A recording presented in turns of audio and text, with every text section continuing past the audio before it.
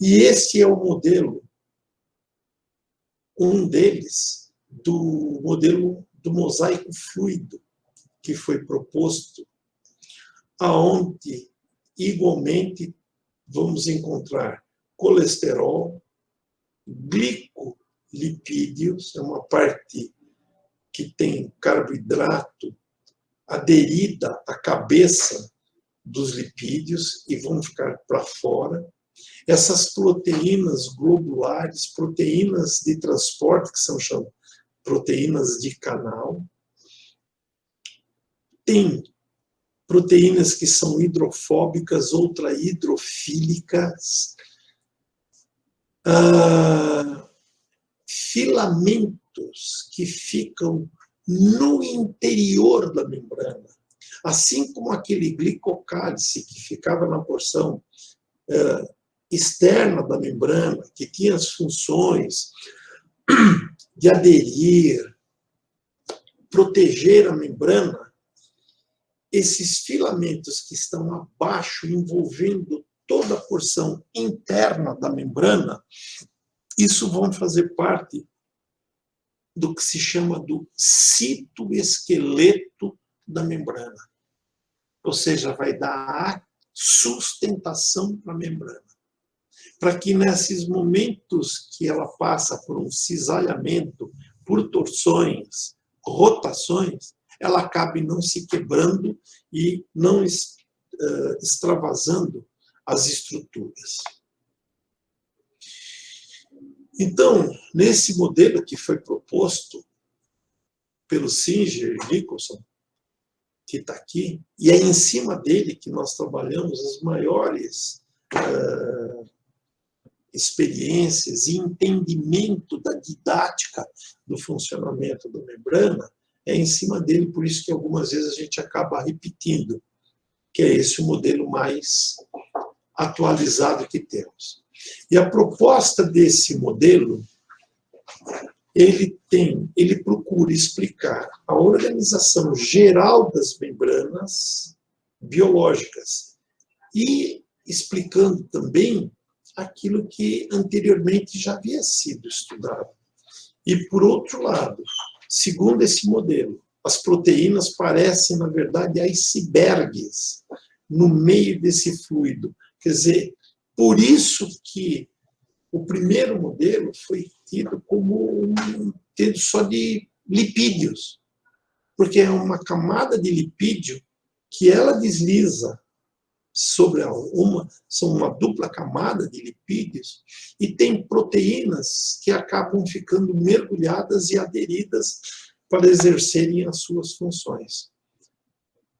Então, nós temos os oligosacárides, glicoproteína, glicolipídios, fosfolípides, colesterol. Estas são as chamadas proteínas integrais, perfurantes, transmembrana. Enfim, tem uma proteína periférica porque ela fica só na periferia da membrana, interna ou externa. Mas elas têm uma finalidade, porque elas vão manter estes cordões que vão fazer parte de um reconhecimento, de liberar uns sinais para que a célula possa entender se ela vai entrar em sofrimento, se existem elementos estranhos. Então, cada uma delas tem uma finalidade e o que elas vão fazer? Transmitir esses sinais para outras células ou trazer essas informações para o interior da célula e, portanto, do citoplasma. Olha, então nós vimos que os lipídios têm uma função importantíssima na membrana. Eles promovem uma dupla camada, tem todas as proteínas perfurantes ou não, e junto a eles nós vamos ter carboidratos, outros que vão estar ligados, que são glicoproteína, glicolipídios. E os lipídios, que fundamentalmente compõem essa membrana, são de 3 tipos.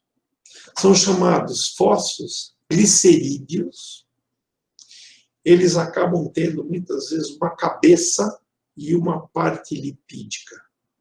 E cada um tem a sua função. Esfingolipídios são formados por ácidos graxos e o colesterol, que ele entra na membrana e ele tem uma função importante. É claro que quando essa membrana começa a sofrer agressão pelas mais diferentes formas, estas estruturas vão ser alteradas.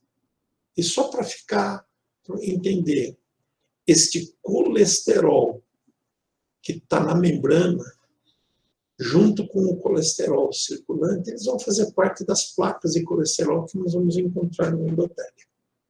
Porque endotélio nada mais é do que uma camada unicelular. Se é uma camada unicelular, ele tem uma membrana com uma característica diferente, que tem que permitir o escoamento da parte líquida e dos elementos figurados do sangue. Então, para que servem esses fosfolípides? Eles têm um papel importante naquilo que eu falei, na rotação da célula, na flexão, na difusão lateral, na sua torção. Então, é por isso que esse modelo ele torna-se melhor entendido, como se fossem duas esponjas que estão aderidas e elas podem se deslizar parcialmente uma sobre a outra. Porque se ela fosse extremamente rígida, qualquer força de cisalhamento, ou seja, de delaminação, levaria à ruptura da membrana.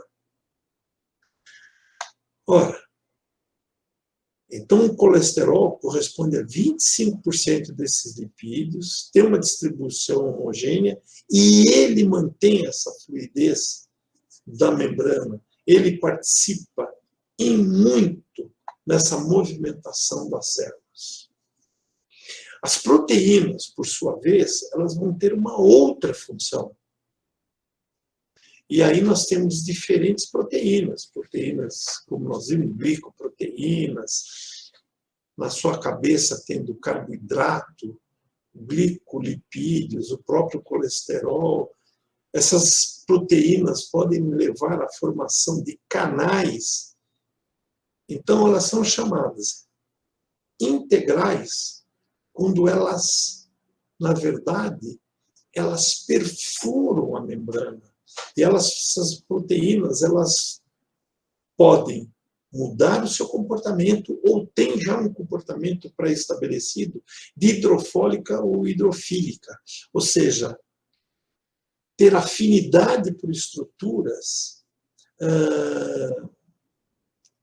que possam se dissolver em água, ou hidrofóbicas, que não se dissolvem. E dessa forma ela consegue jogar com uma permeabilidade seletiva. É claro que para cada uma dessas ações existe uma reação química. Por isso que nós ainda conhecemos muito pouco sobre o funcionamento. Quer dizer, quem que dá o gatilho, quem que dá o start, é o pH que interfere nessa modificação desse comportamento. São íons como o magnésio, que tem um papel importante na membrana, e vocês vão ver em perfusão, se falar, olha, o magnésio, ele dá uma estabilidade na membrana, tem menos arritmias, é porque o magnésio, o cálcio, fundamentalmente, eles são cofatores iônicos nas enzimas. E toda reação química, ela tem uma enzima que serve para acelerar e para reduzir, porque senão a célula entrava totalmente em pane. Indo mais adiante, então, vamos tentar identificar essas proteínas individualmente e ver o que elas fazem, a grosso modo. proteínas transportadoras. Elas participam no movimento de moléculas que são solúveis. Ou seja, essas transportadoras que funcionam como verdadeiros canais, que podem se abrir facilitando, ou elas participam como se fosse uma engrenagem, colocando os elementos para dentro ou para fora. E são, na verdade, canais proteicos. E aí nós temos, fundamentalmente, o sódio, o potássio, o cálcio, que eles penetram na célula através dessas proteínas transportadoras.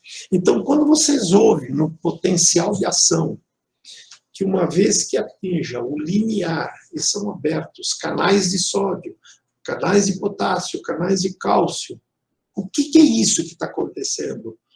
Houve um estímulo nessa membrana, de tal sorte que mudou o seu comportamento, permitindo que esses canais se abram de uma forma sucessiva e, com isso, traduza sobre a forma de uma função.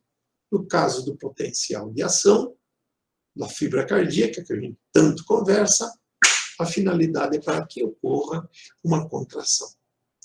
Então, elas são muito importantes. Portadoras, elas facilitam a difusão de moléculas para o interior. Na verdade, elas têm um papel de facilitar a entrada dessas moléculas. Tem um comportamento, do ponto de vista prático, quase como se fossem transportadoras, mas elas têm características diferentes no seu funcionamento. E nós temos as receptoras. Então, são proteínas que estão na superfície da membrana e têm uma característica receptora. O que são receptores? São receptores específicos. E, na verdade, eles vão participar da resposta imune. Quando se faz um transplante, o que está se colocando é um órgão totalmente estranho ao organismo. Como que esse organismo vai reconhecer que tem um corpo estranho? O sangue que está passando no interior dos vasos, ele acaba passando pelos capilares desse coração que foi transplantado, e eles têm receptores diferentes daquele do indivíduo. E a hora que passa o sistema imune, onde participam fundamentalmente os linfócitos, eles reconhecem, através destas proteínas, dos seus receptores de membrana, que tem alguém que é estranho. Esse alguém estranho pode ser um órgão, pode ser uma bactéria, pode ser um vírus, pode ser um protozoário. E isso leva a uma resposta imune. E para sensibilizar esse linfócito, é a membrana do linfócito com a membrana do órgão ou da bactéria, seja lá o que for, que trocam informações. E essas informações vão para o sistema imune. É assim que ocorre a rejeição. É assim que ocorre a resposta imune frente a uma bactéria, frente a um protozoário e assim por diante. Reconhecimento. O que é isso? Elas participam fundamentalmente no sistema de identificar uma célula da outra. E estas células, a célula do tecido muscular é diferente do intestino, que é diferente do sistema respiratório, e o organismo tem que reconhecer que aquela célula está no lugar errado. Então, é isso que serve ao reconhecimento. E, por outro lado, algumas células, elas têm uma identificação na sua membrana que servem para compor o chamado HLA, que é muito utilizado no transplante de órgãos sólidos, exceto o coração, por uma questão apenas de logística.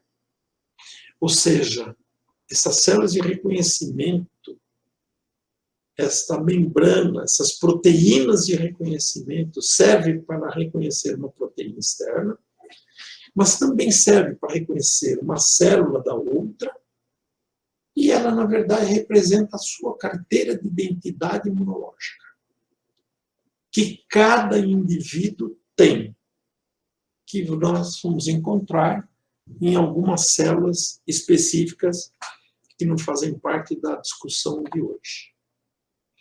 Ora, então essas proteínas, elas, recordando, elas podem funcionar como verdadeiros canais, facilitando a entrada de íons. Então, são chamadas proteínas canais. Tem as transportadoras. Ela é seletiva, mas se ela sofrer uma modificação, este canal se abre.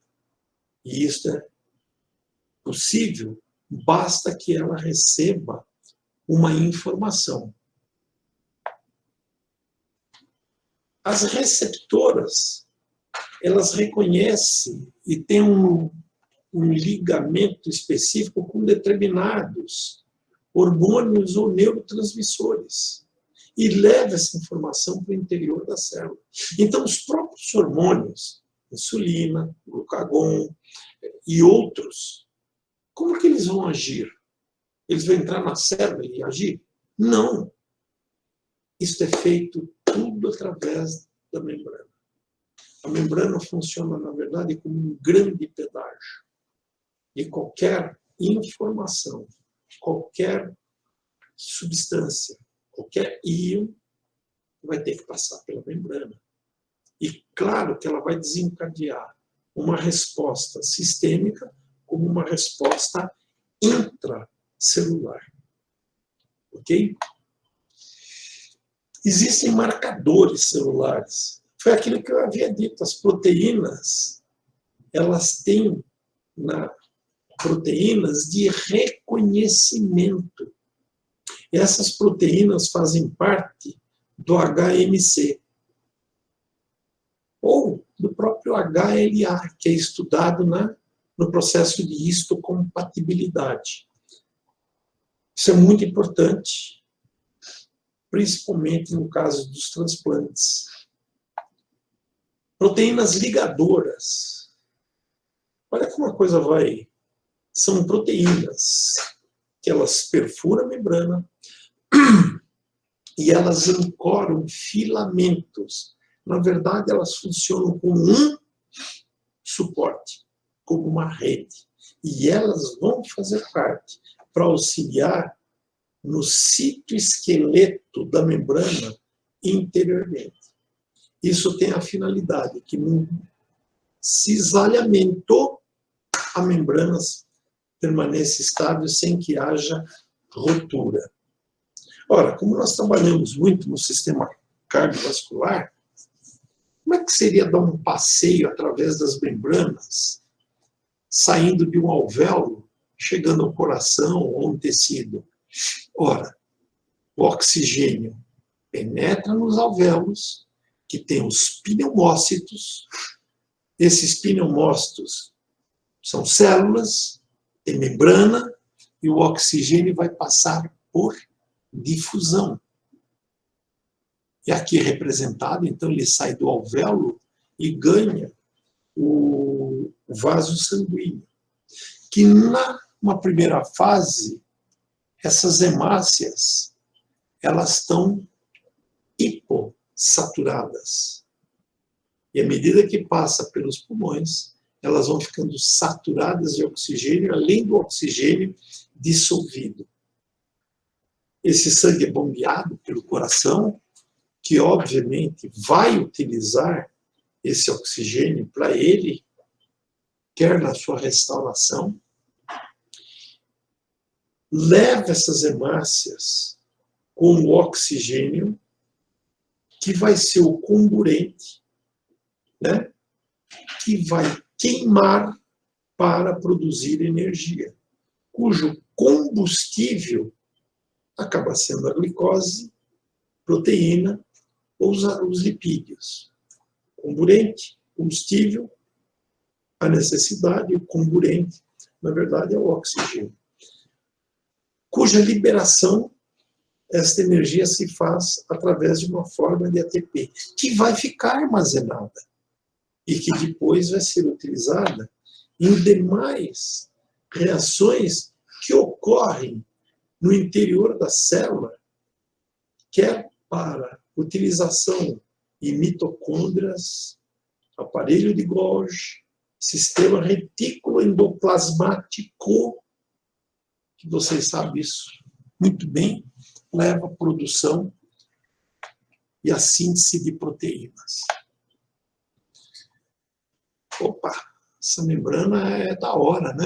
Ela faz muita coisa. E por isso que ela tem uma permeabilidade que é seletiva. Ela pode ser permeável para moléculas pequenas e para moléculas maiores. Ela pode ser impermeável ou mudar a sua estrutura para que ela seja, possa não permitir a entrada na célula. É uma forma de defesa da célula. É uma forma da célula utilizar aquilo que realmente ela precisa. Então, na permeabilidade, a membrana tem uma permeabilidade seletiva, quer para um processo passivo ou ativo. Ela é permeável para a maioria das moléculas não polares, sem carga. Ela é impermeável para outros íons ou moléculas polares. Mas eu posso colocar lá dentro, mas às custas de energia. Então, apesar dela ser seletiva, ela não permite que essas substâncias, elementos, íons, etc., eles simplesmente obedeçam um processo de osmose. Você não... Em curto espaço de tempo, todas as células estavam iguais e acabou. Ela perdia a função e o indivíduo morreria. Essas proteínas transmembranas que nós vimos, que elas atuam como canais, estas participam na permeabilidade da membrana, porque elas permitem a passagem de íons e até de algumas proteínas, que nós vamos ver. Nós já vimos que o transporte pode se ocorrer por uma simples difusão. Ora, são moléculas hidrofóbicas, CO2, O2, etc., atravessam essa camada bilipídica, obedecendo a um gradiente, ou se utilizando de canais de membrana, que são hidrofílicos e facilitam a maioria dos canais iônicos, principalmente sódio e potássio. Ok? E os canais de cálcio. A difusão facilitada tem a proteína, tem o canal, mas ele é meio seletivo. Mas esses canais, eles podem mudar a sua forma graças às proteínas que o compõem. E com isso, para nós entendermos, seria como se fosse aumentar o diâmetro e facilitar a entrada, por exemplo, de uma glicose na célula. Então, são as proteínas transportadoras que teremos aqui a participação de hormônios, que vão facilitar ou vão dificultar a passagem. Então, nós sabemos, por exemplo, muito bem que as catecolaminas dificultam a entrada da glicose na célula. Aumenta a resistência da entrada da célula. A insulina, por sua vez, facilita.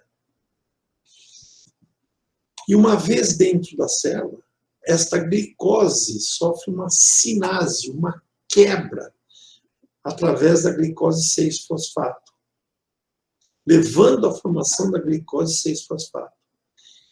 E quem lesa a glicose 6-fosfatase? Toda vez que falar em ASE, é uma lise. Existe uma outra forma dela entrar, da célula, acabar fazendo trocas com o meio, e sempre através da membrana, seja um alimento, seja uma bactéria, um vírus, seja lá como for, onde ele faz uma endocitose. É como se fosse... Nós não vamos falar de fagocitose, que fagocitose é utilizada para um agente infeccioso, uma bactéria, uma proteína, etc., um vírus, né? Ele faz uma endocitose. É como se abrisse um buraco, depois fecha, forma, na verdade, uma vesícula. Este vacúolo ele vai passar pelo lisossoma para ser totalmente degradado, e vamos aproveitar o que interessa no retículo endotelial e o que não interessa. Através do aparelho de Golgi, essa vesícula vai ser eliminada, a entrada endocitose, a saída exocitose. Então, já foi comentado, o transporte passivo não consome ATP, ele obedece um gradiente de concentração ou um gradiente elétrico, e o processo ativo consome, e é o chamado movimento contracorrente. Ou seja, se eu quero subir a cachoeira, eu vou ter que gastar energia, não tenho a menor dúvida. Então, nesse desenho, nós temos isso aqui representado. Um processo de simples difusão obedece a uma concentração. Concentração externa alta, interna pequena. Então, ele passa passivamente. A célula permite que ele faça por simples difusão. É um meio ótimo, porque isso aqui não consome energia e você troca com o meio. E isso teve início lá nos animais primitivos, que eles tinham que ter, por um processo de fusão, conseguir se alimentar. Eu posso facilitar, ter proteínas nessa membrana, de tal forma que eu posso entender que há passagem de moléculas maiores, porque esses canais acabam sendo facilitados. Um transporte ativo, onde haverá um consumo de ATP. Por exemplo, a bomba de sódio e potássio, que nós já falamos tanto. Então, mais uma vez, um processo pode ser por simples difusão, uma difusão facilitada, abrindo-se canais, ou proteínas que, na verdade, se grudam ao elemento e jogam esse elemento para dentro, sem que haja consumo de energia.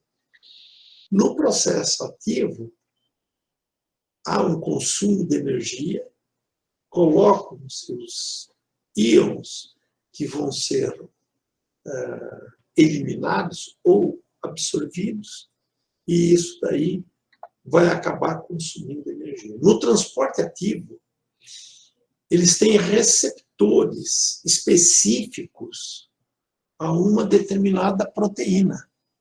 Então, se nós vamos observar que o sódio vai sair através da bomba de sódio, ele tem receptores, essas proteínas têm receptores específicos que fazem com que esses canais trabalhem utilizando energia, colocando 3 sódio para fora e 2 potássios para dentro. Né? Então, tem canais, tem transporte ativo para diferentes situações, como sódio e potássio, o cálcio e o próprio hidrogênio. Aonde nós vamos encontrar o transporte de hidrogênio? Os pulmões, para levar CO2 e água, fundamentalmente nos rins, para eliminar o hidrogênio positivo, no fígado, para metabolização do ácido lático. E tudo isso para que possa ocorrer no interior da célula, tem um consumo de energia. Depois ela pode ou não produzir energia com aquele elemento que foi utilizado. A gente fala muito da bomba de sódio e potássio. Quem que idealizou esse modelo foi Jean-Christian Scow. Ele nasceu em 18 e morreu há 2 anos atrás. E o que acabou acontecendo é que ele acabou ganhando um prêmio Nobel por essa bomba. E está aqui o trabalho original dele, feito em 57. Então, ele fez o trabalho em 57, estudou e ganhou o prêmio em 97. Foi muito interessante. É exatamente o que nós sabemos. Na bomba de sódio e potássio, são para cada 3 íons sódio, a participação do ATP, de tal forma que o sódio sai e o potássio entra. Então, de ATP fica ADP, porque um radical fosfato foi eliminado, e cada vez que esse radical fosfato é eliminado, ele libera energia. Assim como o ADP, se ele liberar mais um fosfato, ele vai formar o AMP, ou seja, o monofosfato. Aqui é o trifosfato, aqui é o bifosfato, e o AMP é o monofosfato. De tal forma que depois esse ciclo se fecha e é assim que nós vamos encontrar o funcionamento da bomba de sódio e potássio. Para tornar um negócio um pouco mais interessante e ver como é que isso, por exemplo, ocorre na prática, esse modelo que foi criado em 72 foi o mesmo modelo utilizado na utilização da participação na entrada do coronavírus na célula. Isso é muito importante, não sei nem dizer para você conhecer a fisiopatologia da doença e saber como que você pode interferir ou como se pode criar vacinas bloqueando alguma dessas fases. E é por isso que nós vamos ter vacinas diferentes. Então, veja, esse é um trabalho que foi publicado agora em 2020, Antiviral Research, aonde o coronavírus, com a sua coroa toda radiada, ele encontra receptores da membrana. E a partir daqui, ele então pode ter 2 caminhos. O primeiro caminho, ele encontrou. Ele pode ter uma entrada abrupta na célula, rápida, onde existe uma fusão da camada do vírus com a própria célula do paciente. Isso na participação de enzimas como a tripsina e essa outra proteína aqui. E com isso, automaticamente, toda a cápsula é aberta, o invólucro é aberto e o conteúdo genético ele é lançado diretamente do citoplasma. Por isso que é rápido. Essa é uma forma. Uma segunda forma, ele pode ser endocitado, que foi o que nós conversamos. É como se formasse uma vesícula que vai albergar este vírus, que é o chamado endossoma, que está aqui. Esse endossoma, por sua vez, ele agora rompe a membrana, tem uma clivagem, existe uma proteína que participa nesse processo, é chamada catepsina, e coloca o conteúdo do invólucro, ou seja, o material genético, no caso, o RNA, dentro do citoplasma. Ora, para que serve um RNA? Ele serve de modelo para produzir um novo RNA. E quando ele promove esta síntese dentro do retículo endoplasmático, ele está replicando o material genético, e é assim que começa a replicação do vírus. E é em cima desse processo que tem se entendido a participação do coronavírus na doença. Ou, no interior da célula mesmo, pode ocorrer, por um estresse, por uma lesão, seja lá qual for, uma participação do TNF, que nós sabemos que é uma citocina, que leva uma mensagem, e esse TNF, por uma série de reações químicas, ele pode ser neutralizado e, desta forma, a célula vai sobreviver. Então, se ela sofrer uma agressão, um estímulo pelo TNF, né? Dependendo da célula, dependendo de como está o seu estado, essas reações chegam a um determinado ponto em que ela é desviada e a célula sobrevive. Por outro lado, tem outro mecanismo mais complexo ainda que pode levar à apoptose, ou seja, acelerar a morte da célula, a morte natural, por diferentes mecanismos. Mas não importa, vai levar à apoptose. Então, a apoptose ela pode ser acelerada. Ou pode ter uma necroptose, ou seja, é a lesão da célula total. Seja ela qual for, todas elas vão terminar em morte celular. Então, aqui são alguns insights do mecanismo, como se pode levar ou como ocorre a morte celular.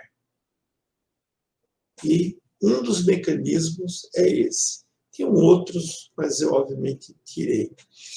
Esse é um trabalho muito interessante. Quem fez foi o Paulo Roberto Évora. O professor Paulo Roberto Évora, grande amigo, ele é professor titular de cirurgia cardiovascular na Faculdade de Medicina de Ribeirão Preto. Diga-se de passagem, um indivíduo que conhece muito de rock. E batemos longos papos já. E um dia você chegou lá. E ele estudou muito o fenômeno de isquemia e reperfusão. Ele é um pesquisador nato, muito envolvido, é um cirurgião pesquisador, muito envolvido com o grupo da Mayo Clinic. E por isso é que ele tem, além da sua capacidade, ele tem desenvolvido projetos em conjunto. E o que mostra? Aqui é a função endotelial num processo de vasoespasmo após cirurgia cardíaca. Ou a lesão de isquemia e reperfusão, a fisiopatologia, aspectos da importância da função endotelial. O que ele estudou? Membrana. Para ele poder estudar, ele estudou membrana. De tal forma que uma injúria, um processo isquêmico, ele leva a alteração de glicoproteínas que fazem com que ocorra uma participação do cálcio, abertura de canais de cálcio. O cálcio ele tem um papel importante, mas ele não pode ser exaustivamente ter um influxo, ou seja, uma penetração na célula. Aqui é o citoplasma, aqui é o meio externo.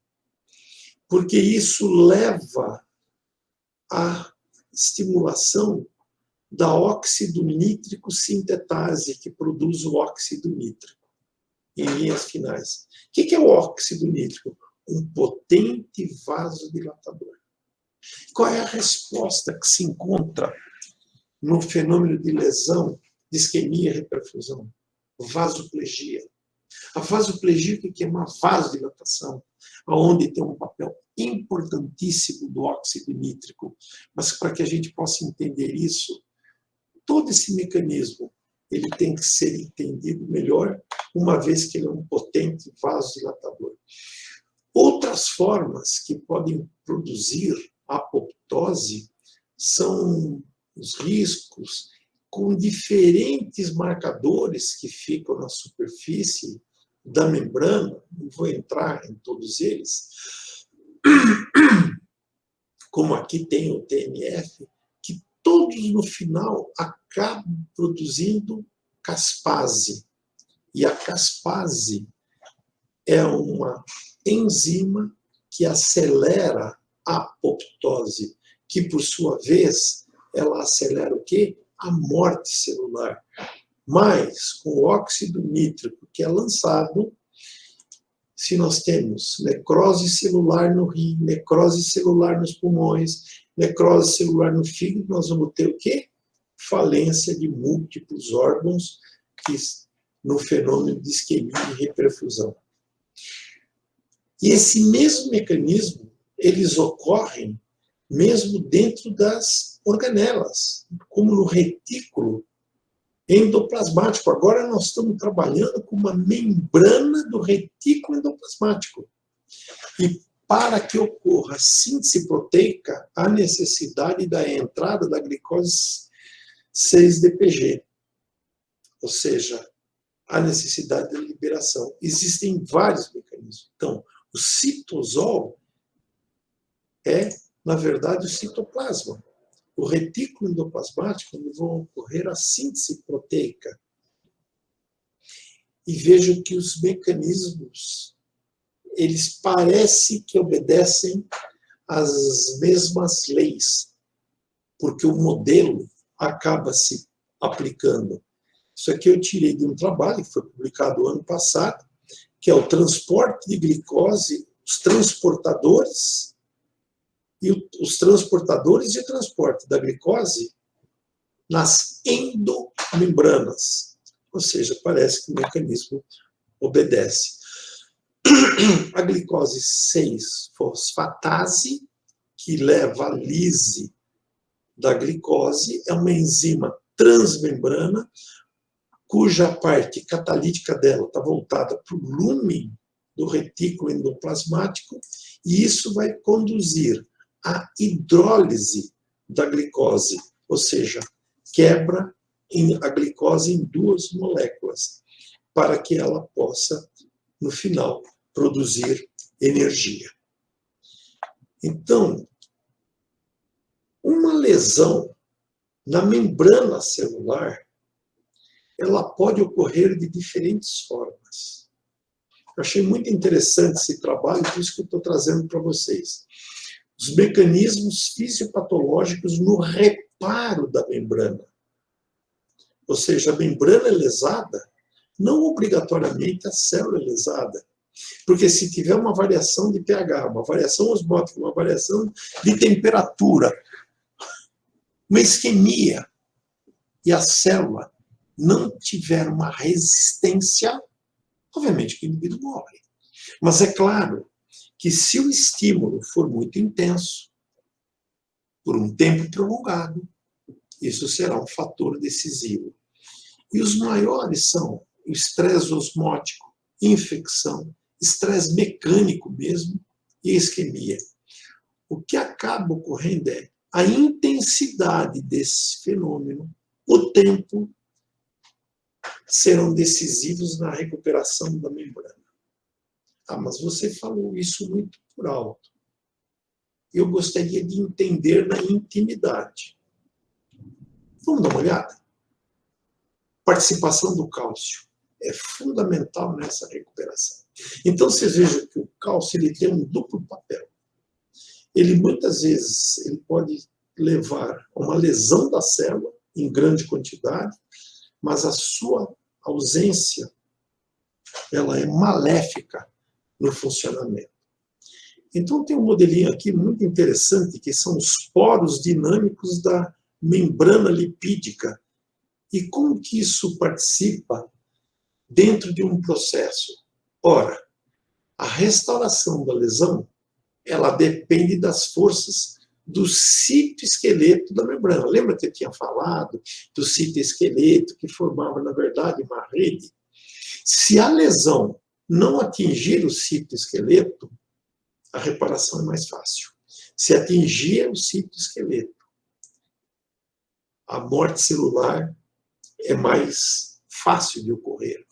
Então, o que nós vamos encontrar é que um compartimento da bicamada, nesta aqui à esquerda, não tendo lesão, o que ocorre é que forças de tensão vão tentar aproximar a célula.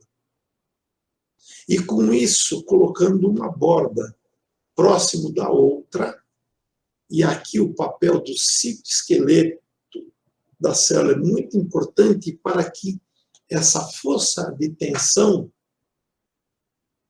seja boa e possa juntar a parte da membrana, as partes que estão lesadas. Por outro lado, se a lesão atinge a camada fosfolipídica e comprometendo o citoesqueleto, a força de tensão exigida é muito maior. Então, o que muitas vezes uma célula faz nesse processo de restauração, tendo o cálcio como importante elemento nesse mecanismo fisiopatológico no reparo da membrana, é que parte da membrana do líquido pode se diminuir. Isso faz com que o volume da célula até diminua um pouco e a força de tensão ela fique menor. E ela diminuindo a força de tensão, como vocês estão vendo aqui, com a participação do cálcio, ocorre uma reparação. Então, é como se formassem vesículas, onde o cálcio ele é capturado em fluxo rapidamente, e essas vesículas, junto com o cálcio, vão atuar nessa restauração. Tudo isto que nós estamos conversando, é bom que vocês tenham na cabeça que são modelos que tentam explicar exatamente por que uma célula morre e a outra não. E no transporte dos íons pelo tubo contornado distal, que foi pego este modelo de célula, nós estamos vendo que o cloro, sódio, potássio, magnésio, cloro, cada um deles tem um papel. E como que a insulina participa em tudo isso para favorecer a entrada de glicose, porque esse mecanismo serão grande parte deles, mecanismo ativo. E esses íons, eles vão passar exatamente por bombas ativas, canais que têm que se abrir ativamente e outros vão se abrir passivamente. E foi o que nós havíamos conversado. Então, a entrada pode ser por microvesículas, onde se absorve uma proteína, um micro-organismo, seja lá qual for, ele sofre um processo de lise e depois ele é eliminado para o meio exterior. Bom, o que nós temos que guardar de tudo isso que eu falei, que eu vejo como coisas importantes? Primeiro, a membrana, ela não é inerte. Ela é uma parte ativa da célula. Ela tem a função de alterar a permeabilidade. E ela conserva a integridade estrutural da célula. Esse é um ponto que eu gostaria que vocês guardassem. Gostaria de ressaltar também que a interface, ela representa a interface entre o citoplasma e o meio externo. como que existe essa conversa? É feita através da membrana. A permeabilidade ela é seletiva, nós vimos. Estabelece um sistema de transporte específico daquilo que a célula está precisando. Ela regula interações entre as células. Ela tem o papel do reconhecimento celular. E dessa forma, ela participa no sistema imune. Ela participa na transferência de sinais intracelular e intercelulares. Então, se a gente lembrar disso daqui, na verdade, são todas as funções da membrana.